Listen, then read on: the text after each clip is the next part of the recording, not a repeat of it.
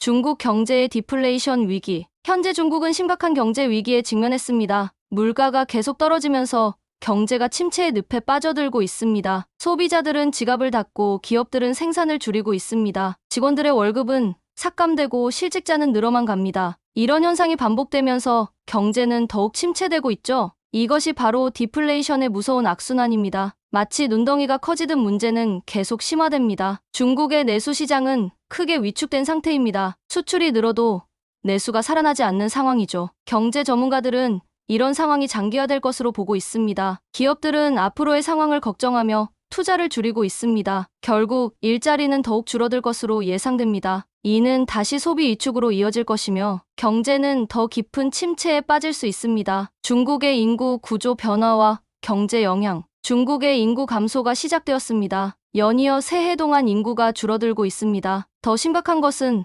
노인 인구의 급격한 증가입니다. 노인 인구가 크게 늘어나는 반면 젊은 층은 감소하고 있죠. 이런 구조는 경제에 큰 부담이 됩니다. 노인을 부양할 젊은 세대는 줄어드는데 노인복지 비용은 계속 늘어나고 있기 때문입니다. 은퇴자는 늘어나는데 일할 사람은 줄어듭니다. 기업들은 인력난에 시달리게 될 것입니다. 젊은 층의 소비도 줄어들 수밖에 없습니다. 이는 내수 시장을 더욱 위축시킬 것입니다. 경제 활력이 점점 떨어지는 것이죠. 중국 정부도 이 문제를 해결하기 위해 노력하고 있습니다. 하지만 인구 구조 변화는 쉽게 바꿀 수 없습니다. 오랜 시간이 걸리는 문제이기 때문입니다. 이런 상황이 계속되면 경제는 더욱 어려워질 것입니다. 세계 경제에 미치는 영향. 중국의 경제 위기는 전 세계에 영향을 미칩니다. 세계의 공장이라 불리는 중국이 흔들리고 있습니다. 중국에서 만드는 제품이 줄어들면 세계 경제가 흔들립니다. 원자재를 수입하는 양도 줄어들고 있습니다. 이는 원자재를 수출하는 나라들의 경제에 타격을 줍니다. 아시아 국가들이 특히 큰 영향을 받고 있습니다. 중국과 교역이 많은 나라일수록 위험이 커집니다. 우리나라도 예외가 아닙니다. 중국은 우리의 가장 큰 수출 대상국입니다. 중국의 경제가 나빠지면